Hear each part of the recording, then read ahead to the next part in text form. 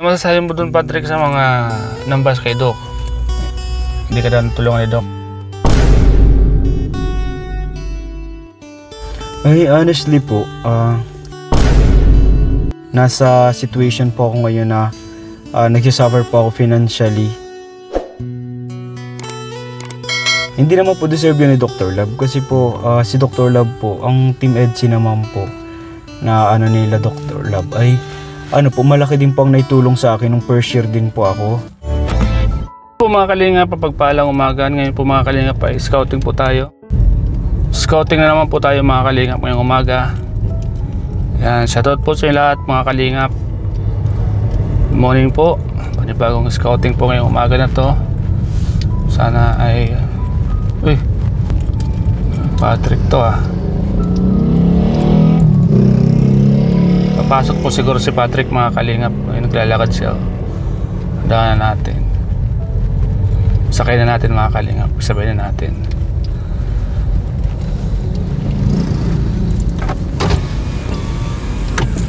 Hello, Patrick! Pasok ka na? Uy, kuya, papunta sa duty. Sabay ka na? Sabay ka na? Dito ka pala. Papasok ka na ba? Papunta po sa location po na kung saan kami naka-deploy. Kung saan ako naka-deploy. Kuya, lang po.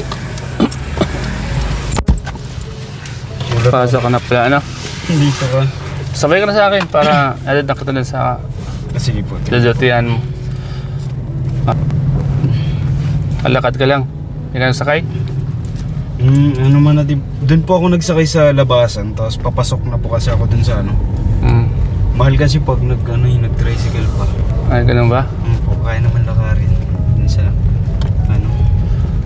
Mag-mic ka para marinig tayo ng mga viewers. Nanganap po mga ibang kaklase. Sabi na sabay-sabay na kami sa labas. Nagkakaroon na ng pala. Para maganda yung usapan natin. Sakto, Patrick, at may bibigay din ako sa iyo. Karating ko lang kasi, galing ako ng Kamsor. Gabi na akong dumating kagabi. Kaya no worries po. hindi ko rin naibigay sa iyo mga ibibigay. May mga nagpaabot sa iyo ng tulong. Salamat po. Mag-escort pa sana ako. Buti na lang nakita kita sa daan. Pati naglalakad ka, nag-aaral ka?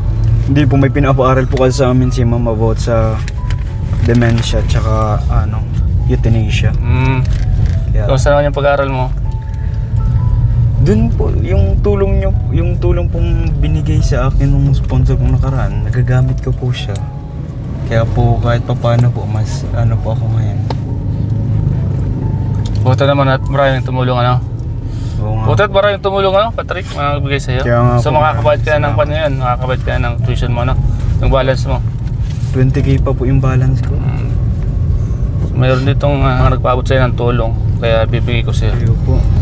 Maraming salamat po. Maaga po kami ngayon at community po kami. Pag hospital naman po, 5 ang duty namin, 5 AM to 12. Pag community, 8. Anong oras ba ang pasok mo? Po? Anong oras? Sa duty po? 8. 8 to 12? Opo, kasi wala man gising niya ng mga magpapa-BP ng alas 7. So, may oras ka pa naman, ano? Opo. Okay, labang interview mo na kita? Sige lang po. Saglit lang, ihintay ko lang to. May oras ka pa naman, ano? Opo. Para makausap kita at maibigay ko din sa iyo yung mga napabigay ng mga sponsor. Sige po. Kamusta na nga pala yung mo? Yung pagkaramdam mo ngayon na marami nang tumutulong sa iyo? Nakaka-overwhelm po kasi hindi ko naman po in-expect na sa pangalang pagkakataon na pag-vlog na naman po natin ay may tutulong po. May mga mabubuting loob na magbibigay pa tutulong po sa pang-tuition ko tsaka sa allowance ko po. Kaya thank po kay Lord sa paggamit sa kanila.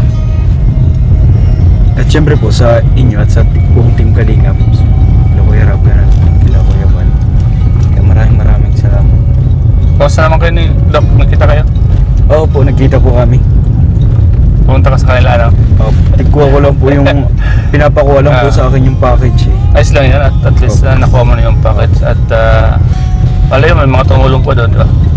Binirigay ko nga po yung ano, mga iba doon. Ang kinuha ko lang ay ano, yung nagati po kami ng kapatid ko, 2 hampo yan eh. Kinuha ko lang yung isa, tapos biligay ko na doon. Yung natira lang kinuha ko po, tsaka yung notebook, yun lang. Tapos sa mga kapatid ko na yung iba, dinala ko po. At syempre po ano, alam ko pong ano din sa family po namin eh. Ganda naman ano, kung gano'n no? Po. Salamat po kay Ma'am Fes na nagbigay po. Kasi malaking tulong po yun sa akin, tapos sa family ko. Kay Ma'am Cafe po. Ma'am Fe. Opo, yung nagbigay po nung ano. Notebook. Ito din po, ibigay niya. Ibigay niya.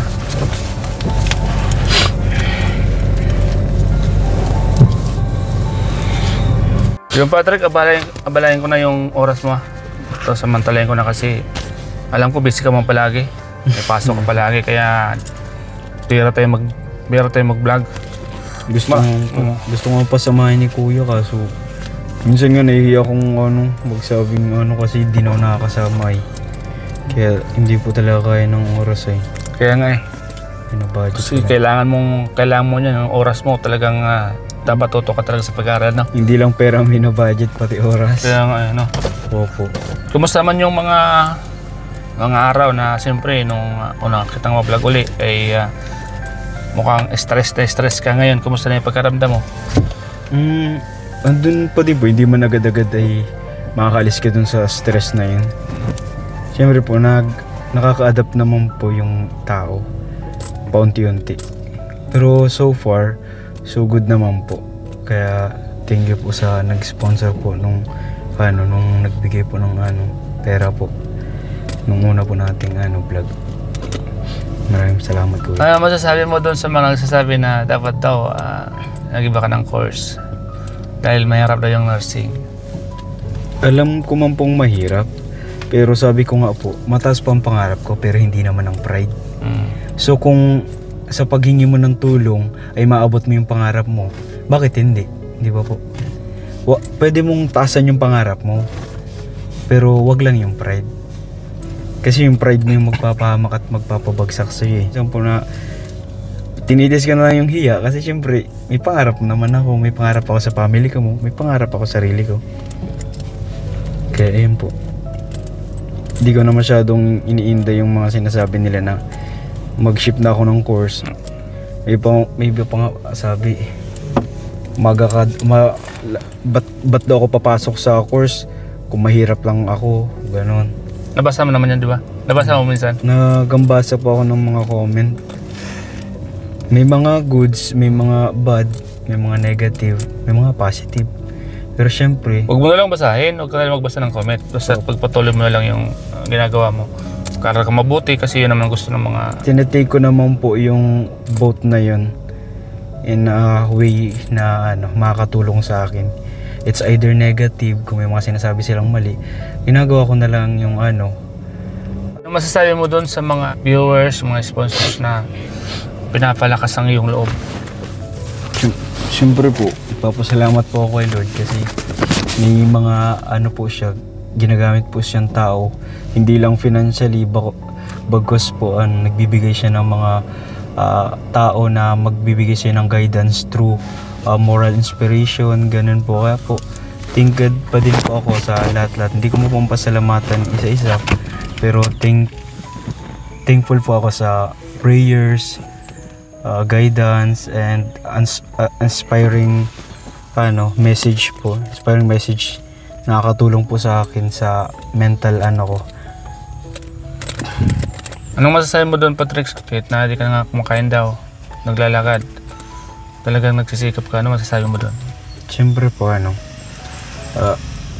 hindi ko lang po kasi ito ginagawa yung kumbaga kahit man may pera ako, di ko naman pinapakitang maluo kasi tinitignan din po ako ng mga kapatid ko as role model po nila, na sinasabi nila sa akin minsan, kuya, na-inspire kami sa'yo na na nabibilib kami kasi nga at the age of ganyan, tapos hindi ka na masyadong pabigat na di daw ako pibigat sa family, kaya mas inaayos ko pa po yung yung pagiging good influence ko po sa mga kapatid ko. At syempre po, pinapakita ko po sa kanila na hindi porket may pera ka is kailangan mo lang mag-waste. Kailangan din laging mag-spend ka ng money wise ka dapat sa pag-spend. Kaya kung kaya mo namang magtiis ka muna kasi malay mo may paggagamitan ka pa ng pera, di ba po? Yun po yun. Ano masasabi mo dun, Patrick, sa mga nambas kay Doc na sinasabi nila na hindi ka daw natulungan ni Doc at hindi ka daw dapat daw si Doc ang nagbablog sa'yo dahil mas malaki daw ang naitulong mo sa kanya?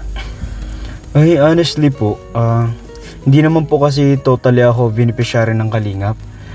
Isa din po ako sa parang katimpo nila, pero syempre po nasa situation po ako ngayon na nagsisuffer po ako financially kasi po hindi ko naman po kayang suportahan yung sarili ko kasi wala pa naman pong kinikita sa sa account ko, lalo na tumigil man din po ako ng pagbablog kasi nga po kailangan ko ng makapag-focus lalo kasi second year na po ako, turning to third year.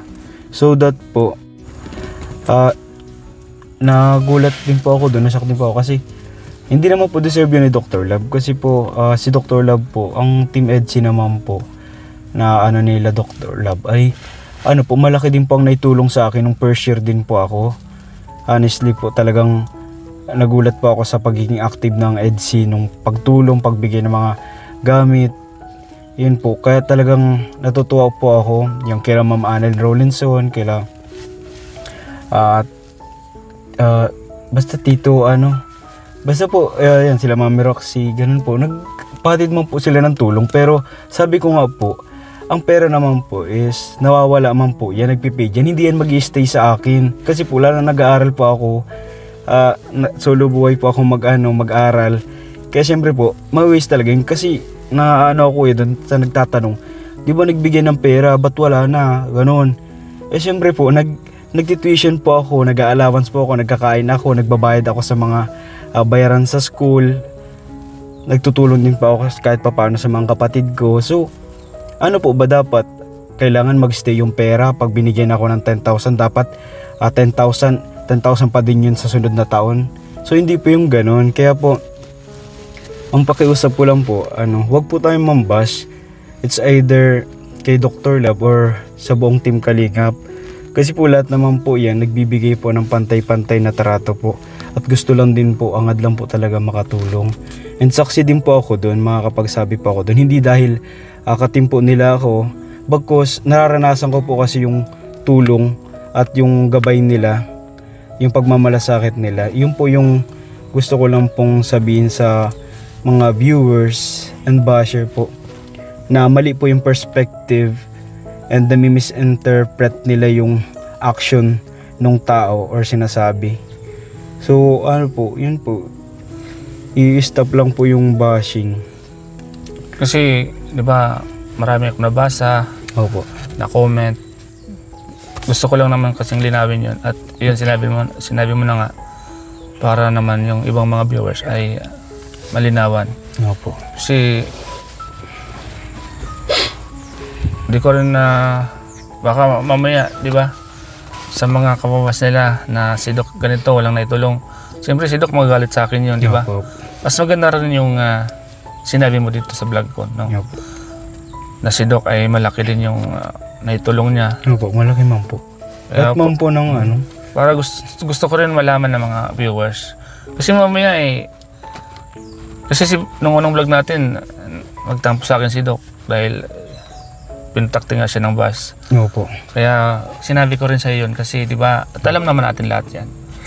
So yun, at siyempre ayoko naman na magalit sa akin si Doc dahil kaibigan ko si Doc. Opo. Nang dahil dyan magkakagalit kami, di ba? Hindi mo pwede. Kaya nga po nung malaman kong binabash si Dr. Love, kasi wala po akong kaalam-alam na binabash na pala si Dr. Love. Nalaman ko lang doon yung nagbasa na din ako ng comment. Kaya nagchat ako kay Dr. Love, naghingi ako ng tawad kasi nga nabash siya. Wala man buga tayo minensya na paninira kay Dr. Love, pero nabash pa din siya. So kaya po naghingi pa ako ng tawad kay Dr. Love na wala po kami Dr. Love intention na anuin ka po about doon. Malaki po ang pasalamat namin sa iyo. Especially po ako po, malaki po ang pasalamat ko sa Team EDSI.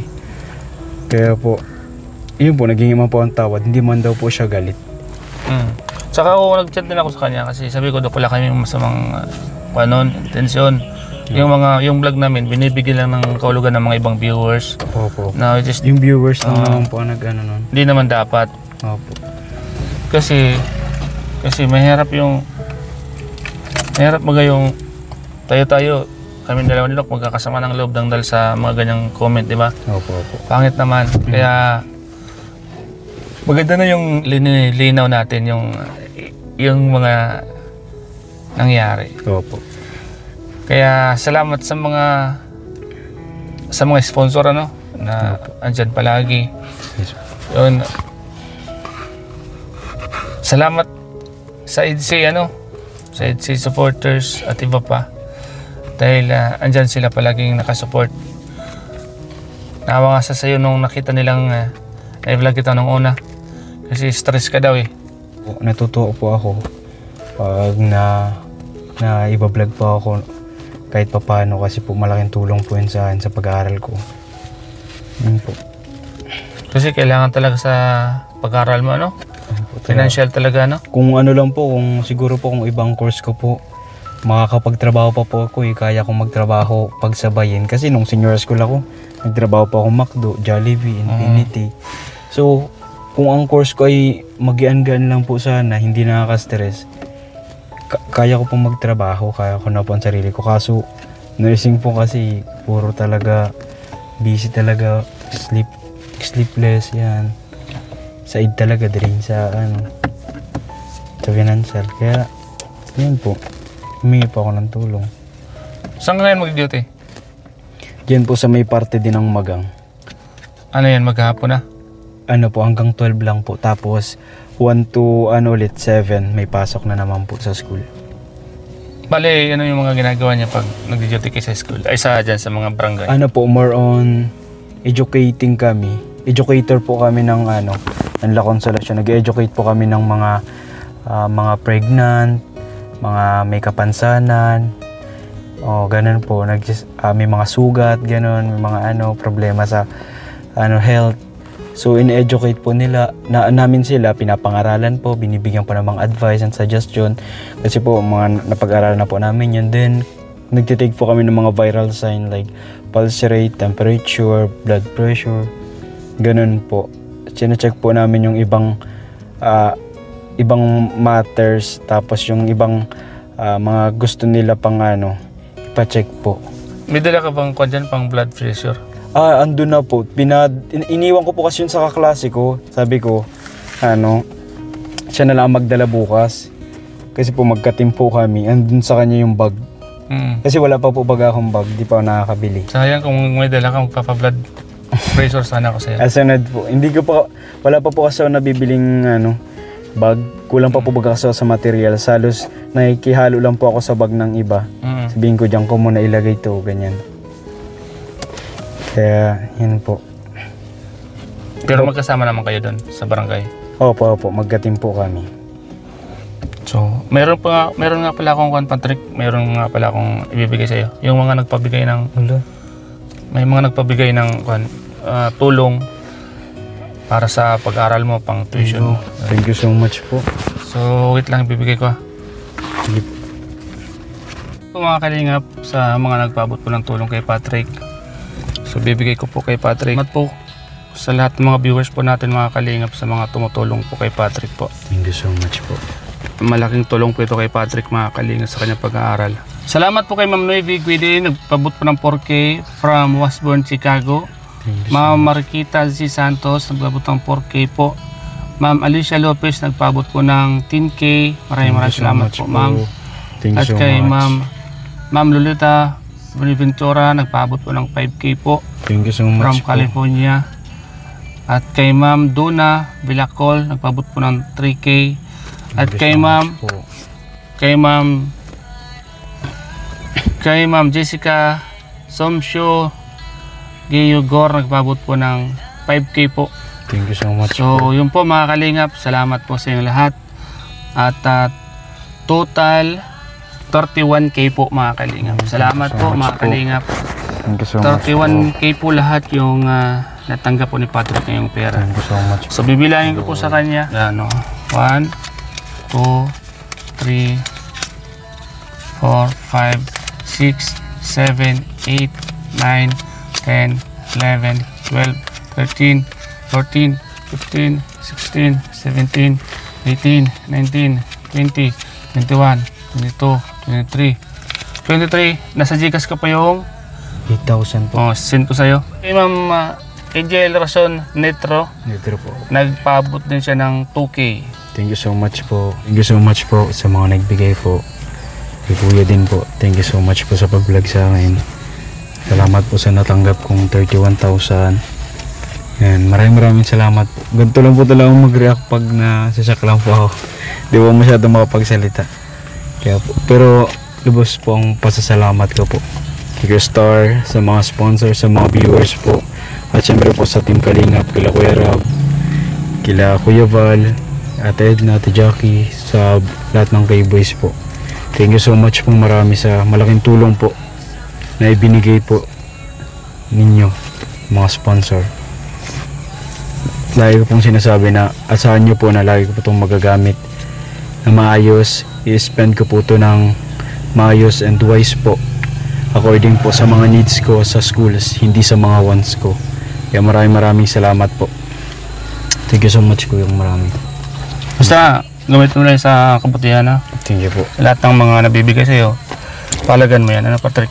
Opo. Lagi tayong magpasalamat kay Lord dahil Yes, may mga taong handang tumulong sa atin, lalo sa iyo. Opo.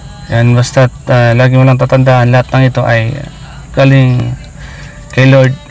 Dahil kung hindi naman galing sa Kanya, ay sa mga taong ginawa niyang instrumento para Opo.